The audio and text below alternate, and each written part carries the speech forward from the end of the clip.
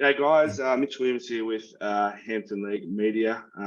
This video we've got a pretty big guest. We've got Hampton Interleague coach and AFL legend Jonathan Brown. Brandy, thanks for taking some time any day to have a chat to us. Thanks, Mitch. Great to be on. So Monday night, the Hampton League had their season 2023 launch, and they announced Interleague will be back. I think the last time they had it was in 2019, and you were the coach then, and then obviously you've been re-enlisted to take on the role again for this year. So just talk to us a bit about what the role sort of means for you. Yeah, I've had a great experience with the boys previously. The senior men. We had did it 3 years for three wins, which is really exciting. We're climbing the ladder of the Victorian Championships. So unfortunately, COVID got in the way of that. Obviously, we had aspirations to eventually become the number one league in the state and hopefully get a curtain raiser potentially at the MCG before an AFL game. But as I say, COVID sort of got in the way. So it's great that we've been able to bring it back in some form. It's obviously not the Vic Championships, but it's a one-off game against, hopefully certainly some rivals going forward, some traditional rivals. And I think this year we've settled on Ballarat. Yeah, so it's going to be played in Ballarat, obviously against Ballarat, being played at Mars Stadium. So, having the game played at obviously an AFL accredited ground, does that sort of give, a bit of credibility to Interleague, so to speak? Absolutely. Well, certainly I know the people behind it are serious, and I know I certainly am, because Interleague's been a big part of my life. I was fortunate enough to play for the Bottle of Greens as a young fella, and Dad coached the Hampton League for a few years back in the 80s. So I feel very privileged to be able to coach the Hampton League. Had my opportunity and had some great people supporting me. But yeah, it's great to be able to play at an AFL venue. We had good experience there. Our last interleague game against Ballarat, where we won convincingly, and I think that was probably the best of the 3 years that we played. We had great participation. Everyone was involved. But I think this is a really good starting point. I think ultimately we'd love to get to the MCG or a Marvel Stadium, or potentially before a Geelong game if we play the GFL one year. But I think this is a great starting point.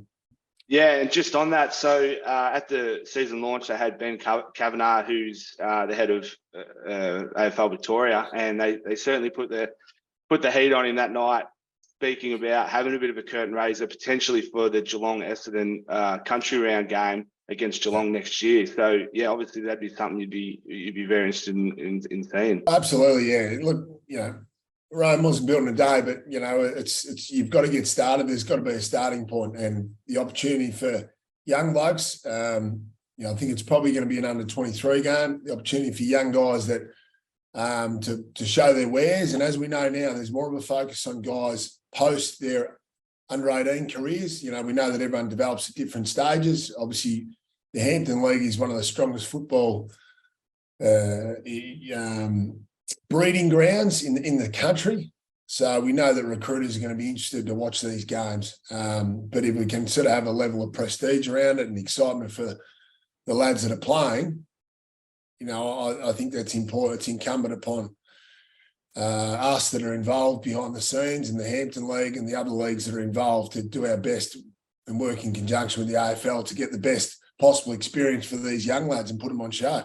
And you mentioned Hampton League being a breeding ground. You look around the AFL at the moment, you've got plenty of players out of Hampton League. I mean, I think Cobden's got 5 guys at the moment just out of one club. You've got, Zach Merritt, Sam Walsh, Gary Rowan, Sam Darcy, and guys like this. And then, guys up in Brisbane, Huey Mack. And then there's even, Willem Drew from Croydon over at Port Adelaide. And you've even got players on VFL list at the moment, a couple from South Warrnambool, fellow from Portland. So the under-23 aspect of Interleague, does that kind of give them a bit more exposure, and especially if they play a curtain raiser game to, like you said, show some people that have maybe developed post their under-18 career? Absolutely. You're mining for gold. These AFL clubs are mining for gold, and a big part of that now is looking for that 19 to 23, 24 age bracket because they're everywhere. And fortunate enough for us, we come from one of the strongest breeding grounds in the country, like I said. So whatever we can do to support that and put these young lads on show is really important because you're right. You know, we should all be proud of what's out there in the AFL from our league. And, you know, we've travelled the country boys. Tell you one thing AFL clubs love. They love the big country boys because they know they don't get homesick.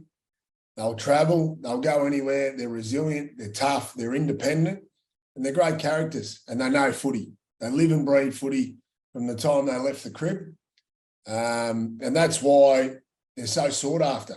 So opportunities like this are gold for a young fella to be able to come along and who knows, you could have a good game of football, show your wares, and then all of a sudden you're playing at an AFL club. And my experience I saw when I was coaching the Open, the senior in the league stuff was there's a lot of talent there, you know, and there's a lot of guys that could make it to AFL. Now, we know, obviously, you know, there's work commitments and, you know, family commitments. There's all other factors which can make it challenging, but there's plenty of talent.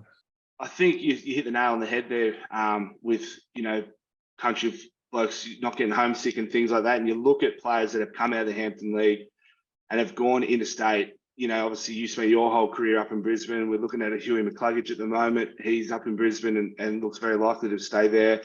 Guys like Willem Drew that's over in Port Adelaide, Sam Darcy that's over in Fremantle, and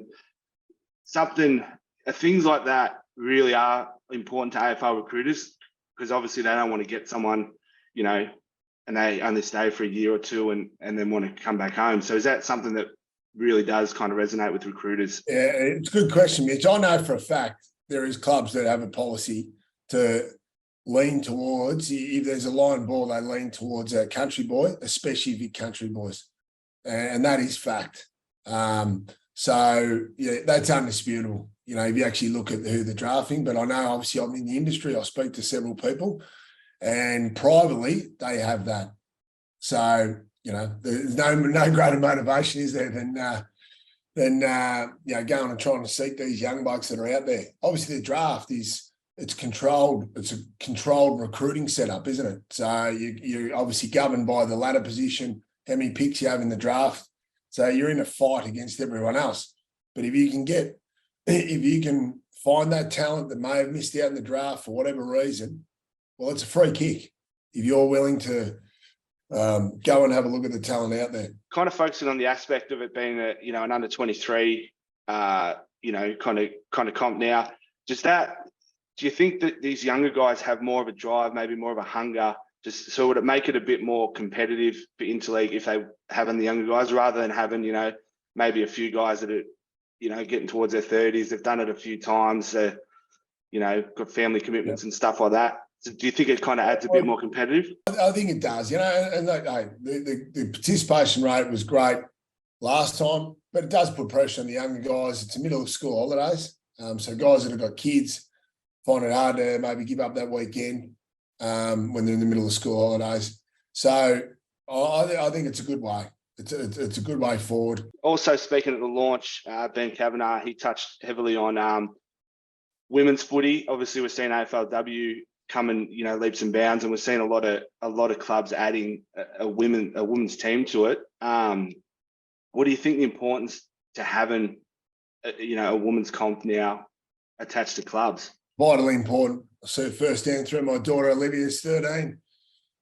She's got a bit of white line fever, but she's a good little footballer. She's made Carlton, which is a bit of a problem, but I see the impact that the girls of, you know, the Darcy Vessios, for example, you know, who's a Carlton player who my daughter idolises. So the girls of the same, these young girls like my daughter have got heroes of the same gender, you know, to look up to. They're role models.